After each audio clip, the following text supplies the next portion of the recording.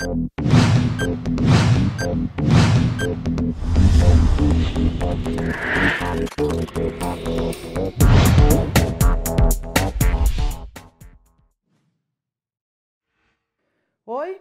dica para a prova da VUNESP? Vamos lá, para a língua portuguesa. Muitos textos da VUNESP, ou muitas provas da VUNESP, eu diria a maioria, trazem textos que são quadrinhos. Esses textos, com muita frequência, exploram o humor. E o humor, com muita frequência, é resultado de uma ambiguidade no uso de determinadas palavras. Talvez seja um recurso dos mais conhecidos para se estabelecer humor em um texto, seja usar palavras com duplo sentido, os trocadilhos, as possibilidades de plurissignificações que as palavras representam.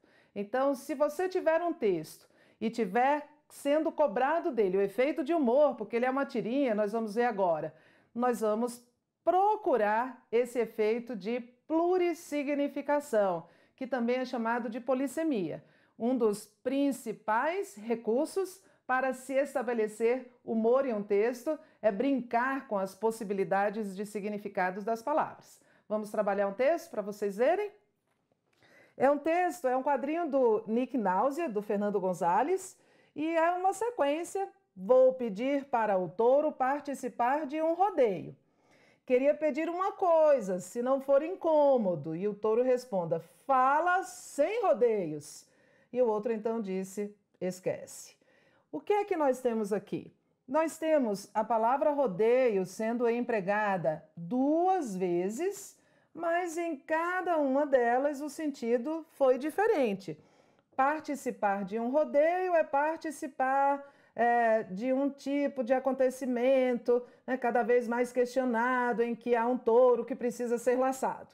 E aqui, quando ele diz fala sem rodeios, é um adjunto adverbial de modo, fala de modo direto, fala de modo claro.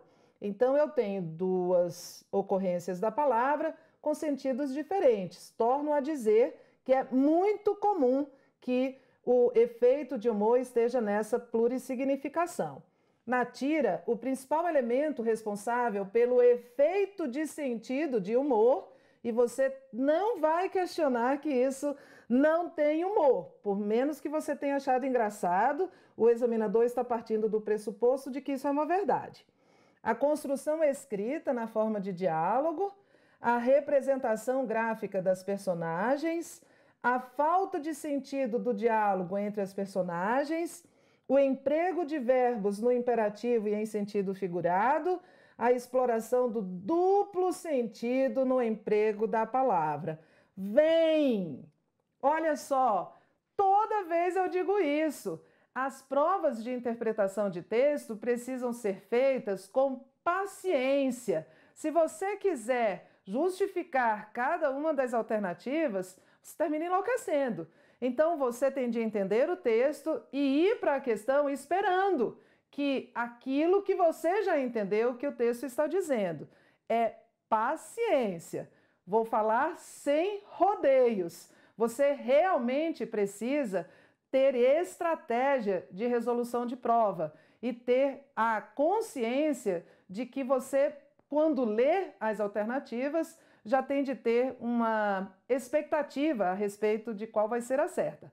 Isso vale para as questões de interpretação. Tudo bem? Bons estudos! Até mais!